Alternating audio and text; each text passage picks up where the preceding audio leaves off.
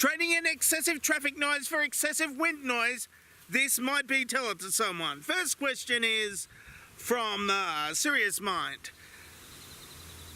Can I ask the first question? No, I'll give you the second question. Second question is by Serious Mind.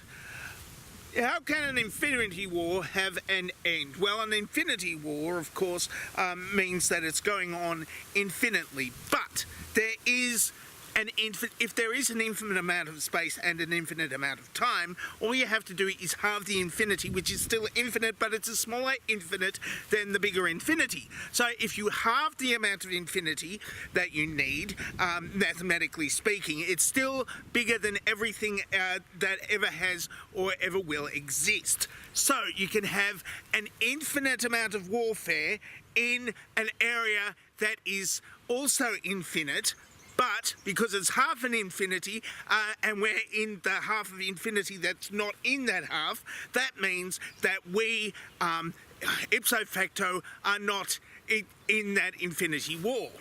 Infinity can mean not everything technically according to mathematics, I think, kind of, because you can have smaller and larger infinities. I hope that helps. Next question is from Nish Brown. Have you ever sang a song in third person? Well, I have sung songs in third person that would be things like, I can't remember which song it was, but it was a song sung in third person. I think it might have been Jack and Jill, because that's in third person. It's about two people, Jack and Jill. So it's third and fourth person.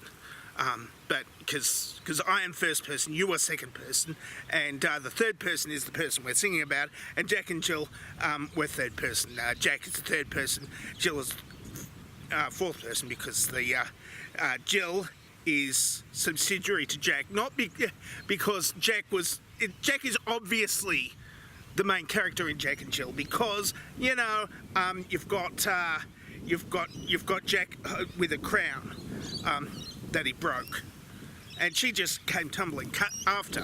At least she came, okay? At least she came. Next question is from Rollo Cavalier. What an ugly piece of dog shit you are, please kill yourself. Here we go again. Oh, are you happy now, Rollo? Are you truly happy now?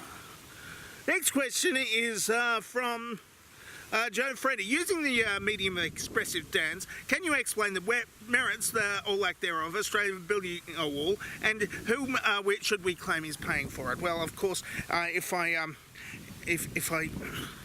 start.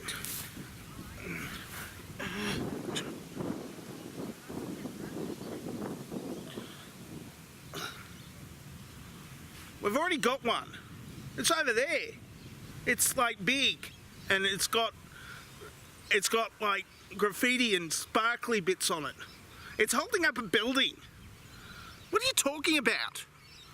Somebody paid for that wall already. So I don't know what you mean, because we've already got one. Like on that building, it's like 5 if you count that other one, like around it. So I don't know what you're talking about. It's not even working. I can see people going through it. Like, it's got a door in it. People are going through the door. And the window. The place is on fire. That's not good. Oh well, back to the show. Next question is from Ambrose Fabulous. I see that you now have powered quadricycles. Do any of your quadricycles not want to kill all of the primates? Well, of course they do want to kill the primates, but we engineer the quadricycles to kill themselves rather than pedestrians. They've got these, seat belts and airbags and safety cells and stuff. And if they hit things, then it's the quadricycle that dies, not the pedestrian. It used to not be that way. It used to be that the quadricycles would kill the pedestrians, and the pedestrians got angry at that, so they changed it. Next question is from Goose323. I need subtitles. After that comes Jonathan Stern's question. If lions are a girl's best friends and dogs are a man's best friends, what is an owl's best friend? And it's the pussycat. They go to the place that I can't remember and they have runcible spoons for dinner or something. Next question. I don't know what runcible means. Next question is the great fish. I like your videos and they make me laugh, but if you're falling asleep all the time, do you think you might have sleep apnea and that after therapy I feel so much better? He had that and had. I don't know. I'm not awake when I'm asleep, so I don't know what happens. But yeah, so I don't know. There should be a joke in there and isn't. Next question. Jonathan Stern asks, will humanity ever populate the universe outside of the solar system? Well, of course, you'd have to redefine humanity. Well, we will probably leave the planet at some stage and then leave the solar system at another stage. But here's the problem here. Because we've left the planet, we would have had to adjust our own bodies to suit outer space, because it'd probably be easier to change our own bodies rather than to create artificial gravity artificially.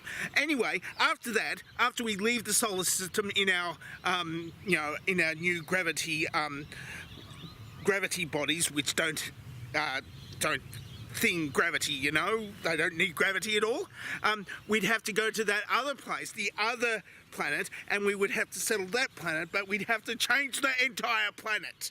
And it would be easier to change our own bodies back to gravity tolerant bodies, and ones that tolerate the new planet entirely, rather than go back to being technically human. So no, humans will not do that, but we will. Well, not me and not you, but we meaning our descendants, except I don't have any children, so the descendants of humanity in general, unless they are actually robots. Next question is the great fish. If you fall asleep in a dream, do you go deeper into that dream? Well, I just stop breathing, I think. I don't know. I don't watch myself sleeping from the outside. I only watch me sleeping in the inside, and then my dreams get strange and I wake up and I jump out the window only a couple of times, and I'm on the ground floor, so it doesn't matter. If I went and got a flat on the second floor or something, I'd lock the window before moving in and going to sleep. Last question is from Michael Whitman. In which manner should I pick up my grandma's cat? I'm not excluding viciously from the discussion. Well, of course, it's your grandma's cat, isn't it? And we all know what grandma's cat is like. Everybody's grandma's cat is the same. And, well, they basically run the whole planet, really. And if they want to be picked up, they will come over to you and tell you that they want you to pick them up. And if they don't want you to pick them up, then you're gonna have a problem. So you have to be able to make it worth their while for you to have them in your arms. Especially grandma's cat. I mean, some of them, they just catch you typing on your computer and just crawl onto your back or something. And that's what usually happens. So all you have to do is do something where the cat knows it's obvious that you do not want a cat in your arms under any circumstances, and all of a sudden they get into your arms. So all you have to do is be allergic to cats. That's it for Tell Someone for this week. If you would like to ask a question this time, then answer a question down in the place below. Or you can answer this dovetail question, which is simple and basic and not at all complicated or complex and stuff, because I actually want people to answer this. And, I might even take up those things from last week with the poetry and stuff. I've just got to check which ones are which ones are, copyright protected and copyright free and all that sort of thing. I mean, I don't want to be flagged as a poem thief by people, so I've got to actually find out where those poems are from and stuff. I'm dangerously talented and I don't have a cool sign-off.